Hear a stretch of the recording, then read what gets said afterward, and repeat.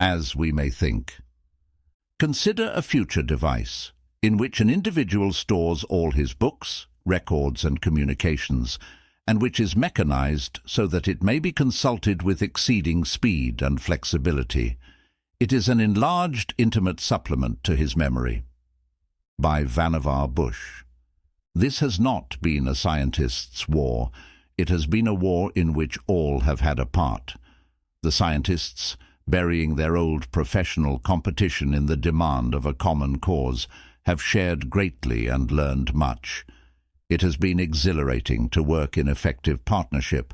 Now, for many, this appears to be approaching an end. What are the scientists to do next? For the biologists, and particularly for the medical scientists, there can be little indecision, for their war has hardly required them to leave the old paths. Many indeed have been able to carry on their war research in their familiar peacetime laboratories. Their objectives remain much the same. It is the physicists who have been thrown most violently off stride, who have left academic pursuits for the making of strange, destructive gadgets, who have had to devise new methods for their unanticipated assignments. They have done their part on the devices that made it possible to turn back the enemy, have worked in combined effort with the physicists of our allies. They have felt within themselves the stir of achievement. They have been part of a great team. Now, as peace approaches, one asks where they will find objectives worthy of their best. 1. Of what lasting benefit has been man's use of science and of the new instruments which his research brought into existence? First, they have increased his control of his material environment. They have improved his food, his clothing, his shelter. They have increased his security and released him partly from the bondage of bare existence. They have given him increased knowledge of his own biological processes, so that he has had a progressive freedom from disease and an increased span of life. They are illuminating the interactions of his physiological and psychological functions, giving the promise of an improved mental health. Science has provided the swiftest communication between individuals. It has provided a record of ideas and has enabled man to manipulate and to make extracts from that record so that knowledge evolves and endures throughout the life of a race rather than that of an individual. There is a growing mountain of research, but there is increased evidence that we are being bogged down today as specialization extends. The investigator is staggered by the findings and conclusions of thousands of other workers, conclusions which he cannot find time to grasp, much less to remember as they appear. Yet specialization becomes increasingly necessary for progress, and the effort to bridge between disciplines is correspondingly superficial. Professionally, our methods of transmitting and reviewing the results of research are generations old, and by now are totally inadequate for their purpose. If the aggregate time spent in writing scholarly works and in reading them could be evaluated, the ratio between these amounts of time might well be startling. Those who conscientiously attempt to keep abreast of current thought, even in restricted fields, by close and continuous reading, might well shy away from an examination calculated to show how much of the previous month's efforts could be produced on call. Mendel's concept of the laws of genetics was lost to the world for a generation because his publication did not reach the few who were capable of grasping and extending it. And this sort of catastrophe is undoubtedly being repeated all about us as truly significant attainments become lost in the mass of the inconsequential. The difficulty seems to be not so much that we publish unduly in view of the extent and variety of present-day interests, but rather that publication has been extended far beyond our present ability to make real use of the record. The summation of human experience is being expanded at a prodigious rate, and the means we use for threading through the consequent maze to the momentarily important item is the same as was used in the days of square-rigged ships. But there are signs of a change as new and powerful instrumentalities come into use. Photocells capable of seeing things in a physical sense, advanced photography which can record what is seen or even what is not, thermionic tubes capable of controlling potent forces under the guidance of less power than a mosquito uses to vibrate his wings, cathode ray tubes rendering visible an occurrence so brief that by comparison a microsecond is a long time, relay combinations which will carry out involved sequences of movements more reliably than any human operator and thousands of times as fast. There are plenty of mechanical aids with which to effect a transformation in scientific records. 2 centuries ago, Leibniz invented a calculating machine which embodied most of the essential features of recent keyboard devices, but it could not then come into use. The economics of the situation were against it. The labor involved in constructing it, before the days of mass production, exceeded the labor to be saved by its use, since all it could accomplish could be duplicated by sufficient use of pencil and paper. Moreover, it would have been subject to frequent breakdown, so that it could not have been depended upon, for at that time and long after, complexity and unreliability were synonymous. Babbage, even with remarkably generous support for his time, could not produce his great arithmetical machine. His idea was sound enough, but construction and maintenance costs were then too heavy. Had a pharaoh been given detailed and explicit designs of an automobile, and had he understood them completely, it would have taxed the resources of his kingdom to have fashioned the thousands of parts for a single car. And that car would have broken down on the first trip to Giza. Machines with interchangeable parts can now be constructed with great economy of effort. In spite of much complexity, they perform reliably. Witness the humble typewriter, or the movie camera, or the automobile. Electrical contacts have ceased to stick when thoroughly understood. Note the automatic telephone exchange, which has hundreds of thousands of such contacts, and yet is reliable. A spider web of metal sealed in a thin glass container, a wire heated to brilliant glow. In short, the thermionic tube of radio sets is made by the 100 million, tossed about in packages, plugged into sockets, and it works. Its gossamer parts, the precise location and alignment involved in its construction, would have occupied a master craftsman of the guild for months. Now it is built for 30 cents.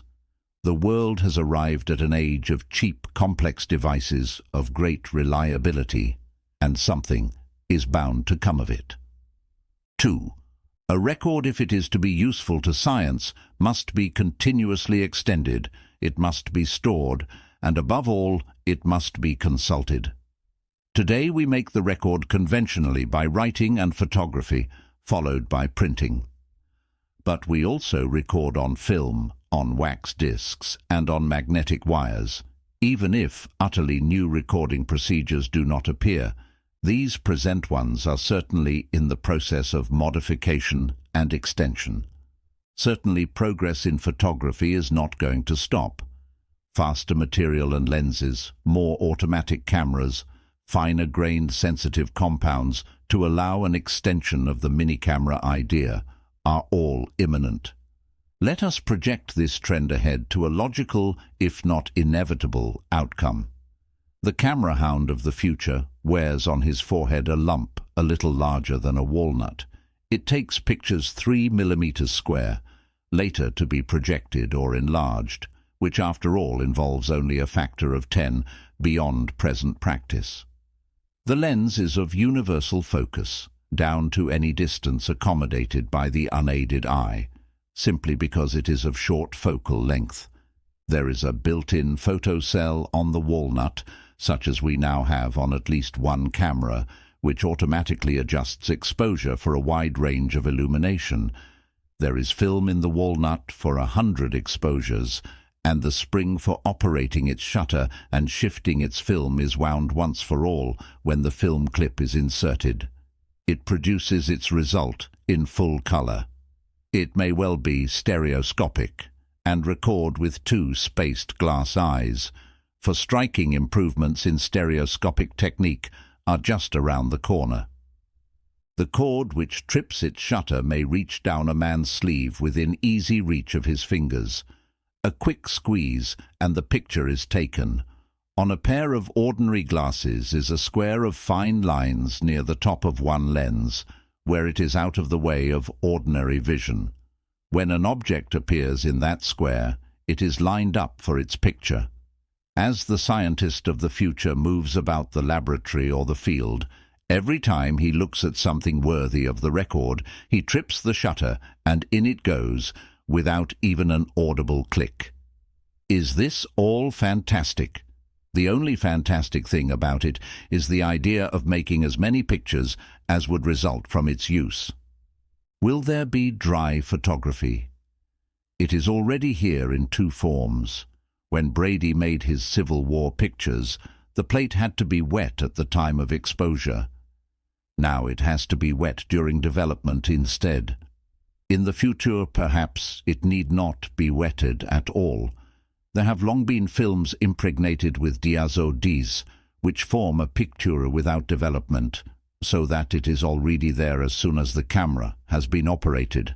An exposure to ammonia gas destroys the unexposed dye, and the picture can then be taken out into the light and examined. The process is now slow, but someone may speed it up, and it has no grain difficulties such as now keep photographic researchers busy. Often it would be advantageous to be able to snap the camera and to look at the picture immediately. Another process now in use is also slow and more or less clumsy.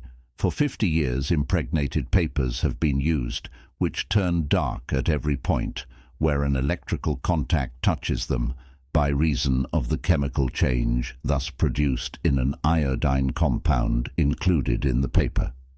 They have been used to make records, for a pointer moving across them can leave a trail behind.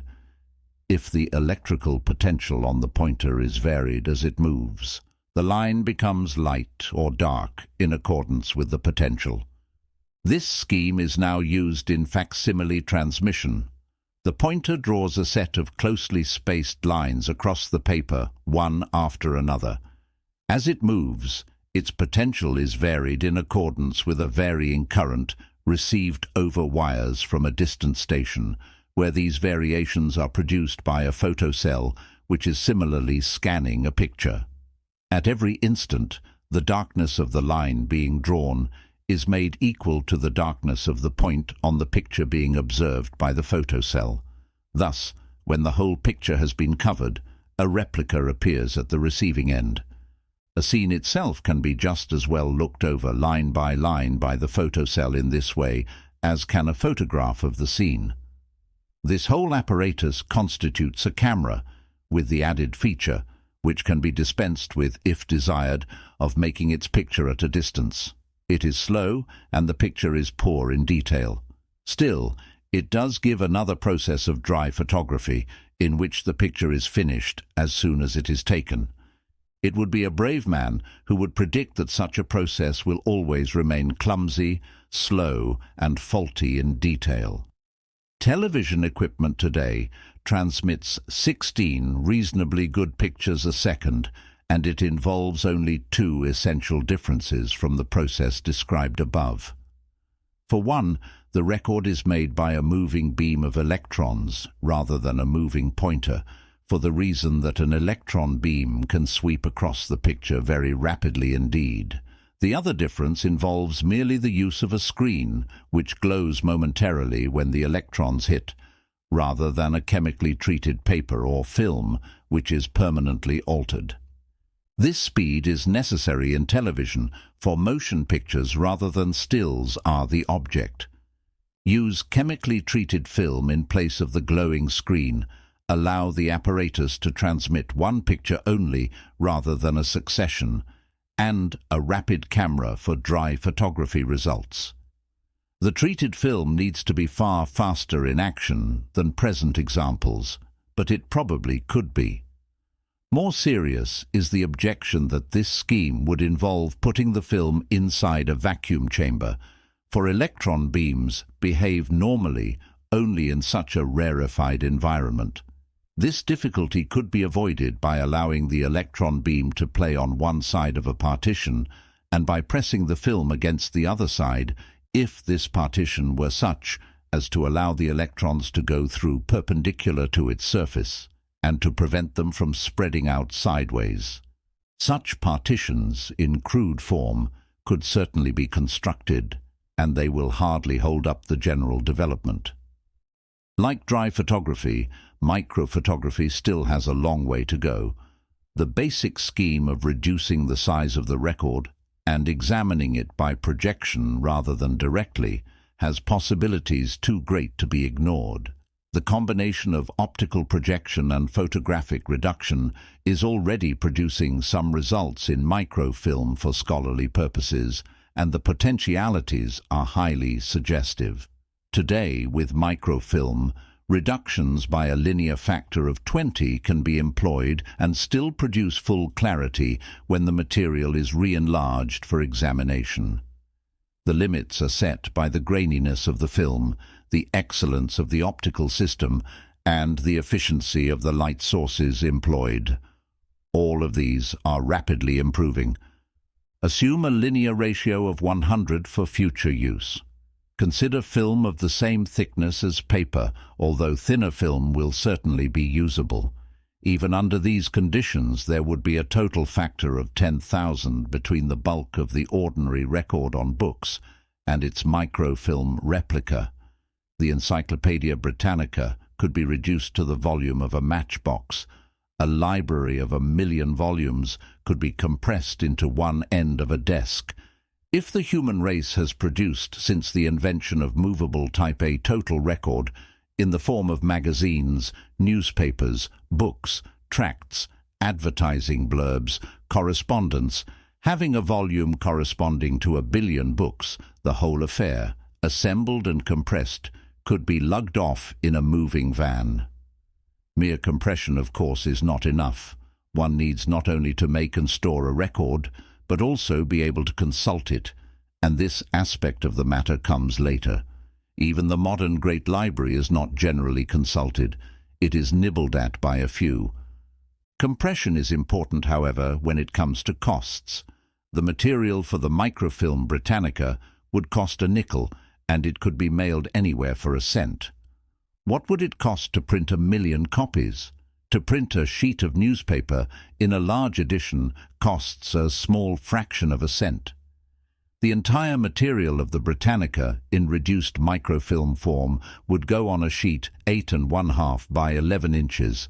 Once it is available, with the photographic reproduction methods of the future, duplicates in large quantities could probably be turned out for a cent apiece beyond the cost of materials. The preparation of the original copy, that introduces the next aspect of the subject. 3. To make the record, we now push a pencil or tap a typewriter. Then comes the process of digestion and correction, followed by an intricate process of typesetting, printing, and distribution.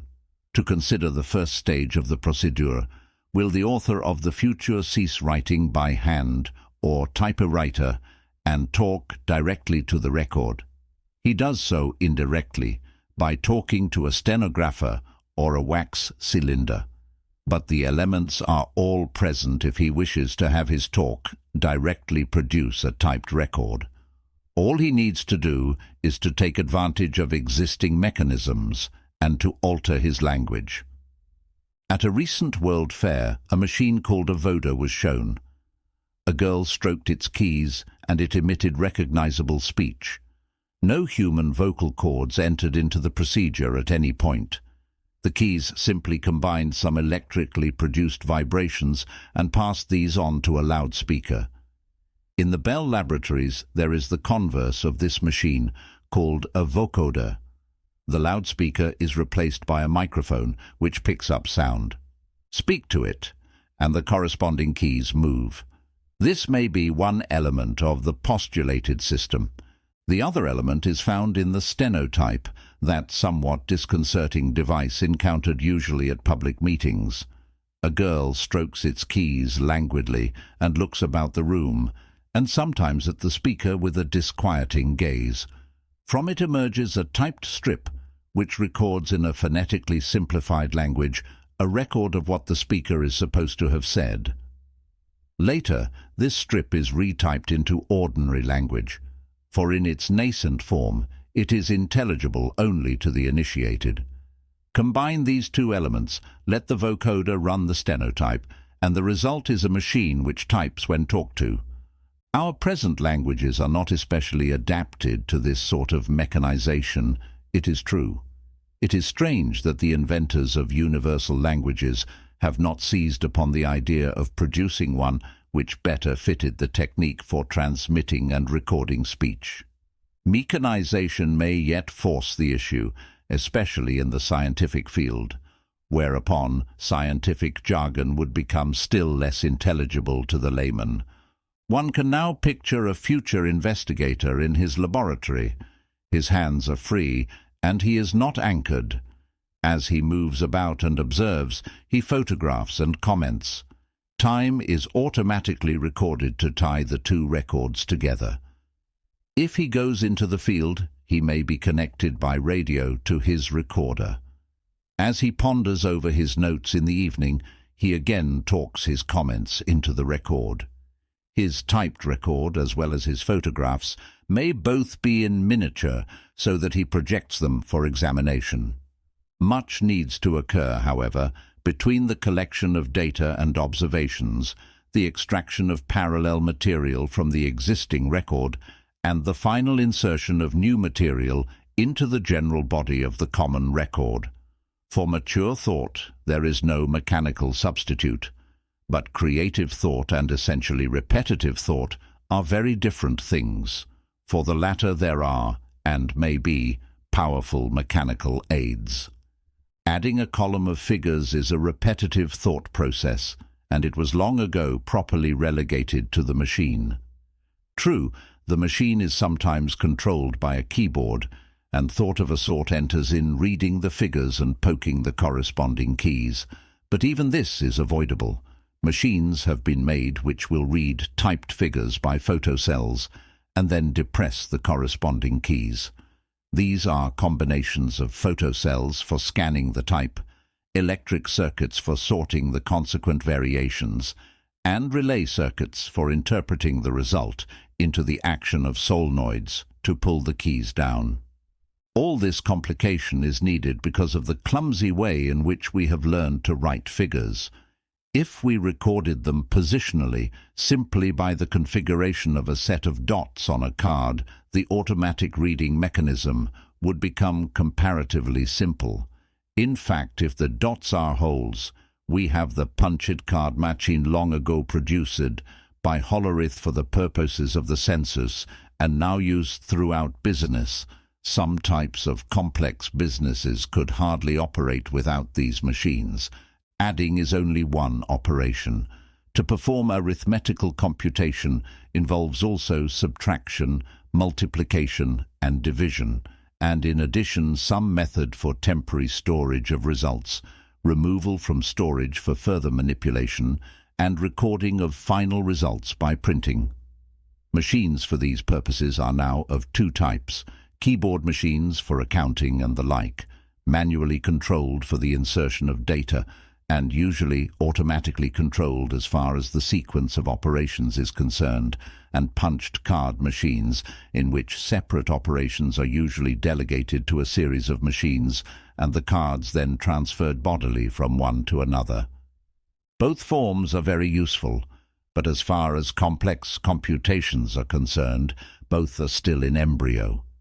Rapid electrical counting appeared soon after the physicists found it desirable to count cosmic rays.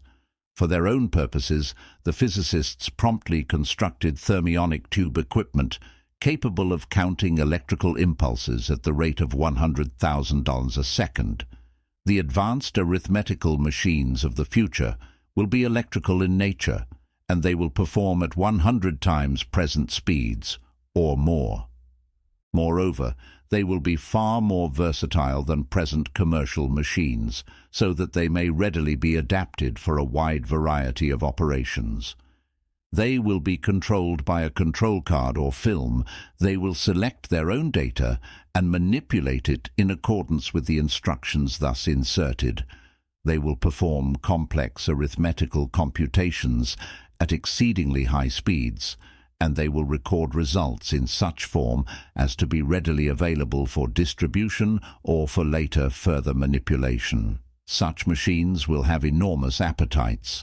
One of them will take instructions and data from a whole room full of girls armed with simple keyboard punches and will deliver sheets of computed results every few minutes.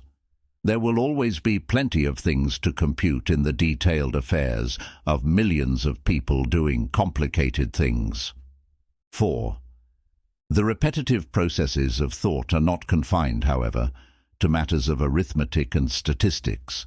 In fact, every time one combines and records facts in accordance with established logical processes, the creative aspect of thinking is concerned only with the selection of the data and the process to be employed, and the manipulation thereafter is repetitive in nature, and hence a fit matter to be relegated to the machine. Not so much has been done along these lines, beyond the bounds of arithmetic, as might be done, primarily because of the economics of the situation, the needs of business, and the extensive market obviously waiting, assured the advent of mass-produced arithmetical machines just as soon as production methods were sufficiently advanced. With machines for advanced analysis, no such situation existed, for there was and is no extensive market. The users of advanced methods of manipulating data are a very small part of the population. There are, however, machines for solving differential equations, and functional and integral equations for that matter. There are many special machines such as the harmonic synthesizer which predicts the tides. There will be many more, appearing certainly first in the hands of the scientist and in small numbers. If scientific reasoning were limited to the logical processes of arithmetic, we should not get far in our understanding of the physical world. One might as well attempt to grasp the game of poker entirely by the use of the mathematics of probability. The abacus, with its beads strung on parallel wires, led the Arabs to positional numeration and the concept of zero many centuries before the rest of the world. And it was a useful tool, so useful that it still exists. It is a far cry from the abacus to the modern keyboard accounting machine. It will be an equal step to the arithmetical machine of the future, but even this new machine will not take the scientist where he needs to go. Relief must be secured from laborious detailed manipulation of higher mathematics as well, if the users of it are to free their brains for something more than repetitive detailed transformations in accordance with established rules. A mathematician is not a man who can readily manipulate figures. Often he cannot. He is not even a man who can readily perform the transformations of equations by the use of calculus. He is primarily an individual who is skilled in the use of symbolic logic on a high plane, and especially he is a man of intuitive judgment in the choice of the manipulative processes he employs. All else he should be able to turn over to his mechanism, just as confidently as he turns over the propelling of his car to the intricate mechanism under the hood. Only then will mathematics be practically effective in bringing the growing knowledge of atomistics to the useful solution of the advanced problems of chemistry, metallurgy, and biology. For this reason, there still come more machines to handle advanced mathematics for the scientist. Some of them will be sufficiently bizarre to suit the most fastidious connoisseur of the present artifacts of civilization. 5. The scientist, however, is not the only person who manipulates data and examines the world about him by the use of logical processes, although he sometimes preserves this appearance by adopting into the fold anyone who becomes logical, much in the manner in which a British Labour leader is elevated to knighthood. Whenever logical processes of thought are employed, that is, whenever thought for a time runs along an accepted groove, there is an opportunity for the machine. Formal logic used to be a keen instrument in the hands of the teacher in his trying of students' souls. It is readily possible to construct a machine which will manipulate premises in accordance with formal logic simply by the clever use of relay circuits. Put a set of premises into such a device and turn the crank, and it will readily pass out conclusion after conclusion, all in accordance with logical law and with no more slips than would be expected of a keyboard-adding machine. Logic can become enormously difficult, and it would undoubtedly be well to produce more assurance in its use. The machines for higher analysis have usually been equation solvers.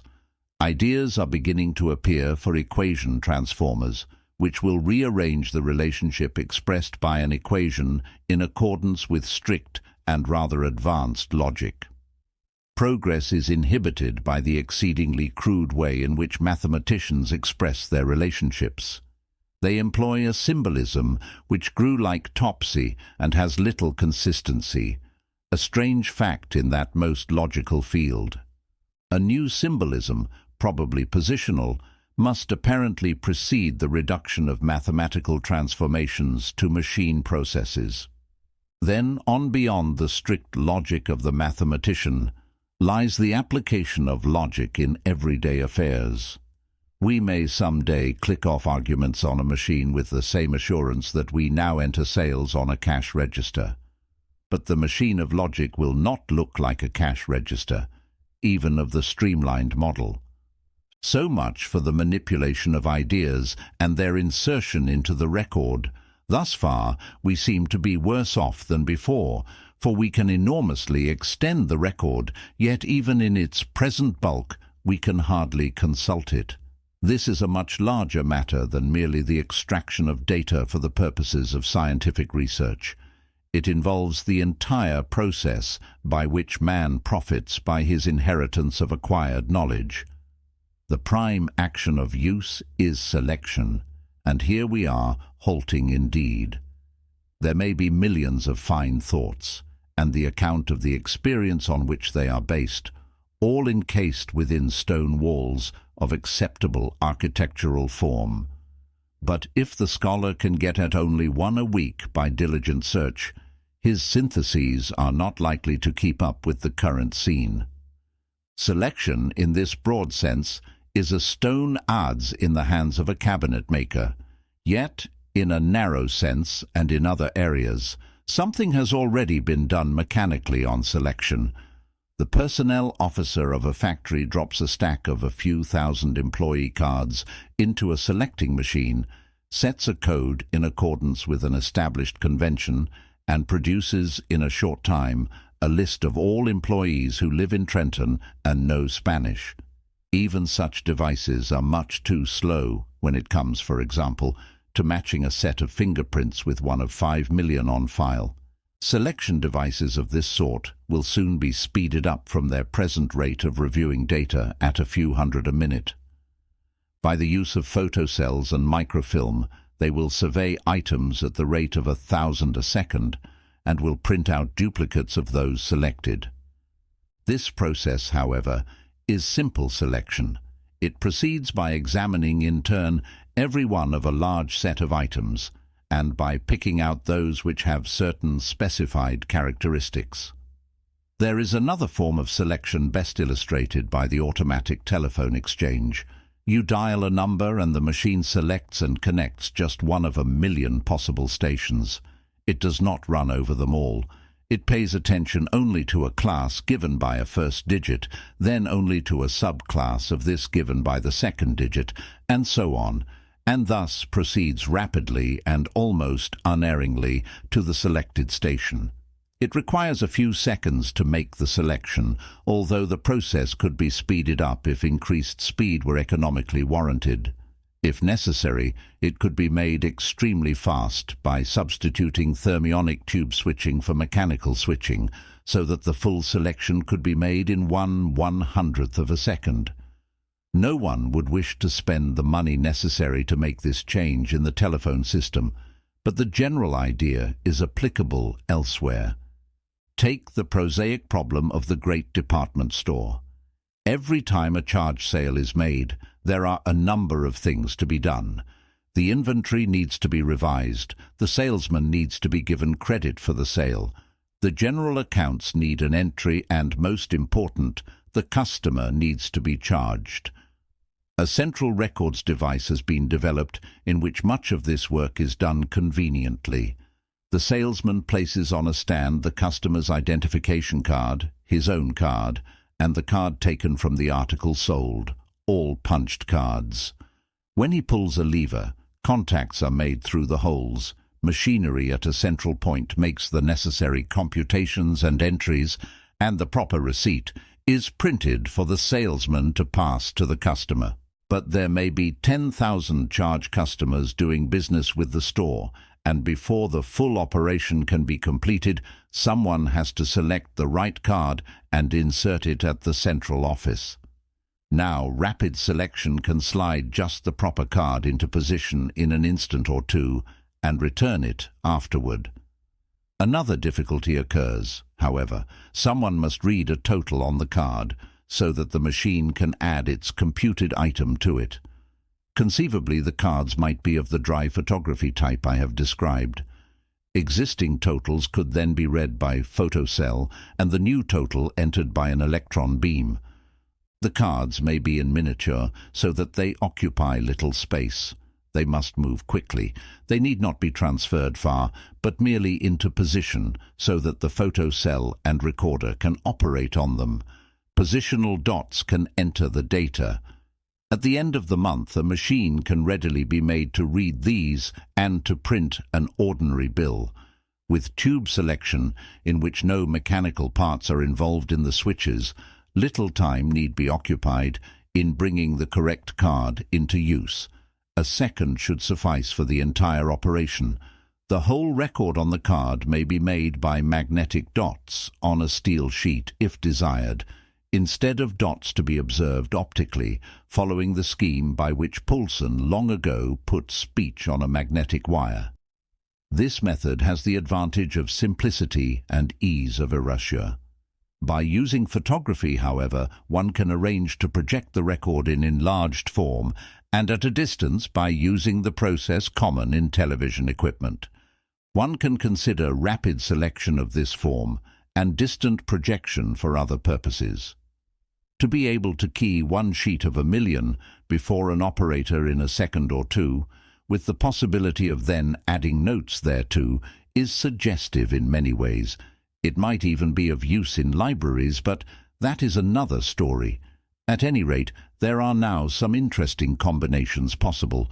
One might, for example, speak to a microphone in the manner described in connection with the speech-controlled typewriter, and thus make his selections. It would certainly beat the usual file clerk. 6. The real heart of the matter of selection, however, goes deeper than a lag in the adoption of mechanisms by libraries, or a lack of development of devices for their use.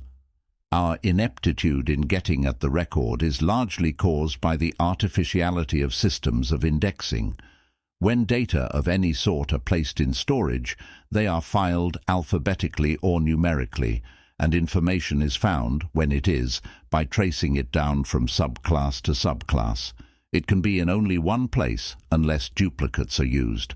One has to have rules as to which path will locate it, and the rules are cumbersome. Having found one item, moreover, one has to emerge from the system and re-enter on a new path. The human mind does not work that way. It operates by association. With one item in its grasp, it snaps instantly to the next that is suggested by the association of thoughts, in accordance with some intricate web of trails carried by the cells of the brain. It has other characteristics, of course. Trails that are not frequently followed are prone to fade. Items are not fully permanent. Memory is transitory. Yet the speed of action, the intricacy of trails, the detail of mental pictures is awe-inspiring beyond all else in nature.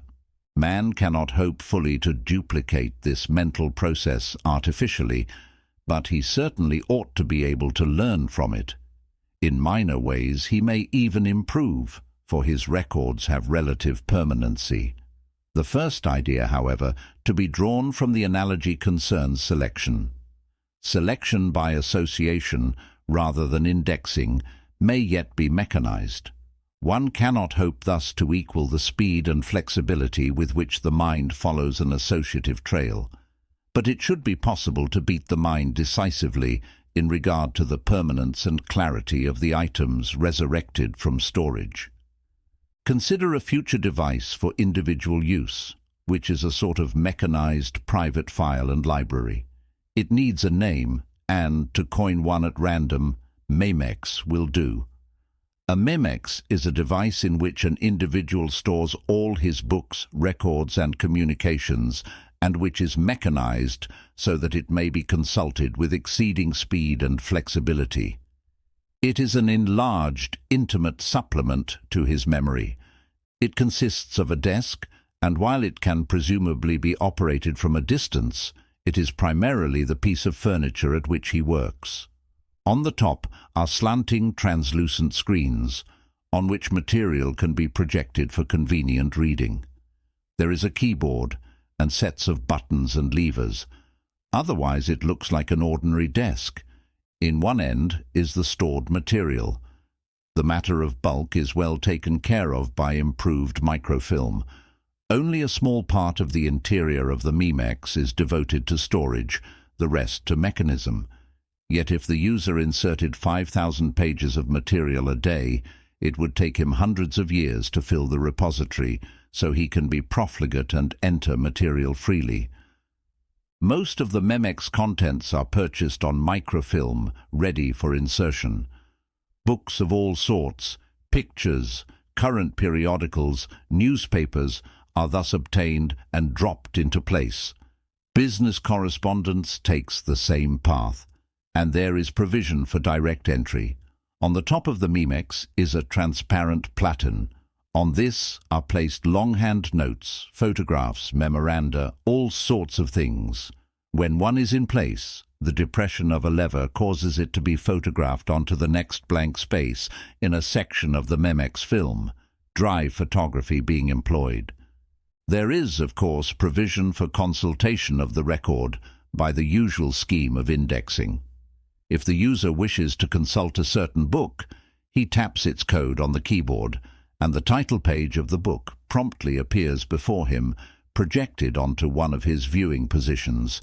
Frequently used codes are mnemonic, so that he seldom consults his codebook, but when he does, a single tap of a key projects it for his use. Moreover, he has supplemental levers. On deflecting one of these levers to the right, he runs through the book before him, each page in turn being projected at a speed which just allows a recognizing glance at each.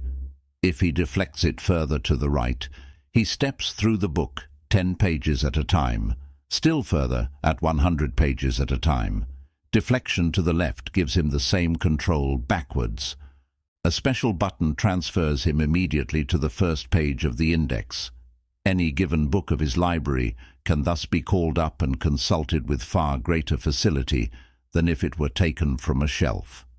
As he has several projection positions, he can leave one item in position while he calls up another. He can add marginal notes and comments, taking advantage of one possible type of dry photography, and it could even be arranged so that he can do this by a stylus scheme, such as is now employed in the telautograph seen in railroad waiting rooms, just as though he had the physical page before him. 7. All this is conventional except for the projection forward of present-day mechanisms and gadgetry. It affords an immediate step, however, to associative indexing, the basic idea of which is a provision whereby any item may be caused at will to select immediately and automatically another. This is the essential feature of the Memex. The process of tying two items together is the important thing. When the user is building a trail, he names it. inserts the name in his codebook, and taps it out on his keyboard. Before him are the two items to be joined, projected onto adjacent viewing positions. At the bottom of each there are a number of blank code spaces, and a pointer is set to indicate one of these on each item. The user taps a single key, and the items are permanently joined. In each code space appears the code word. Out of view, but also in the code space, is inserted a set of dots for photocell viewing, and on each item, these dots by their positions designate the index number of the other item. Thereafter, at any time, when one of these items is in view, the other can be instantly recalled merely by tapping a button below the corresponding code space. Moreover, when numerous items have been thus joined together to form a trail, they can be reviewed in turn, rapidly or slowly, by deflecting a lever like that used for turning the pages of a book. It is exactly as though the physical items had been gathered together from widely separated sources and bound together to form a new book. It is more than this, for any item can be joined into numerous trails. The owner of the Memex, let us say, is interested in the origin and properties of the bow and arrow. Specifically, he is studying why the short Turkish bow was apparently superior to the English longbow in the skirmishes of the Crusades. He has dozens of possibly pertinent books and articles in his Memex. First, he runs through an encyclopedia, finds an interesting but sketchy article, leaves it projected. Next, in a history, he finds another pertinent item and ties the two together. Thus he goes, building a trail of many items. Occasionally he inserts a comment of his own, either linking it into the main trail or joining it by a side trail to a particular item. When it becomes evident that the elastic properties of available materials had a great deal to do with the bow, he branches off on a side trail which takes him through textbooks on elasticity and tables of physical constants. He inserts a page of longhand analysis of his own. Thus he builds a trail of his interest through the maze of materials available to him. And his trails do not fade. Several years later, his talk with a friend turns to the queer ways in which a people resist innovations, even of vital interest. He has an example in the fact that the outraged Europeans still failed to adopt the Turkish bow. In fact, he has a trail on it. A touch brings up the code book. Tapping a few keys projects the head of the trail. A lever runs through it at will, stopping at interesting items, going off on side excursions. It is an interesting trail, pertinent to the discussion. So he sets a reproducer in action, photographs the whole trail out, and passes it to his friend for insertion in his own Memex, there to be linked into the more general trail. 8. Wholly new forms of encyclopedias will appear, ready-made with a mesh of associative trails running through them, ready to be dropped into the Memex and there amplified. The lawyer has at his touch the associated opinions and decisions of his whole experience and of the experience of friends and authorities. The patent attorney has on call the millions of issued patents, with familiar trails to every point of his client's interest. The physician, puzzled by a patient's reactions, strikes the trail established in studying an earlier similar case and runs rapidly through analogous case histories, with side references to the classics for the pertinent anatomy and histology. The chemist, struggling with the synthesis of an organic compound, has all the chemical literature before him in his laboratory, with trails following the analogies of compounds and side trails to their physical and chemical behavior. The historian, with a vast chronological account of a people, parallels it with a skip trail which stops only on the salient items and can follow at any time contemporary trails which lead him all over civilization at a particular epoch. There is a new profession of trailblazers, those who find delight in the task of establishing useful trails through the enormous mass of the common record. The inheritance from the master becomes not only his additions to the world's record, but for his disciples the entire scaffolding by which they were erected. Thus, science may implement the ways in which man produces, stores and consults the record of the race. It might be striking to outline the instrumentalities of the future more spectacularly, rather than to stick closely to methods and elements now known and undergoing rapid development, as has been done here. Technical difficulties of all sorts have been ignored, certainly, but also ignored are means as yet unknown, which may come any day to accelerate technical progress as violently as did the advent of the thermionic tube. In order that the picture may not be too commonplace, by reason of sticking to present-day patterns, it may be well to mention one such possibility, not to prophesy but merely to suggest. For prophecy based on extension of the known has substance, while prophecy founded on the unknown is only a doubly involved guess. All our steps in creating or absorbing material of the record proceed through one of the senses: the tactile when we touch keys, the oral when we speak or listen, the visual when we read. Is it not possible that someday the path may be established more directly? We know that when the eye sees, all the consequent information is transmitted to the brain by means of electrical vibrations in the channel of the optic nerve. This is an exact analogy with the electrical vibrations which occur in the cable of a television set. They convey the picture from the photocells, which see it, to the radio transmitter from which it is broadcast. We know further that if we can approach that cable with the proper instruments, we do not need to touch it. We can pick up those vibrations by electrical induction and thus discover and reproduce the scene which is being transmitted, just as a telephone wire may be tapped for its message. The impulses which flow in the arm nerves of a typist convey to her fingers the translated information which reaches her eye or ear, in order that the fingers may be caused to strike the proper keys. Might not these currents be intercepted, either in the original form in which information is conveyed to the brain, or in the marvelously metamorphosed form in which they then proceed to the hand? By bone conduction we already introduce sounds into the nerve channels of the deaf in order that they may hear. Is it not possible that we may learn to introduce them without the present cumbersomeness of first transforming electrical vibrations to mechanical ones, which the human mechanism promptly transforms back to the electrical form?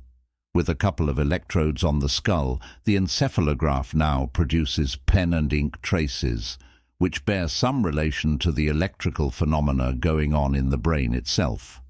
True, the record is unintelligible, except as it points out certain gross misfunctioning of the cerebral mechanism.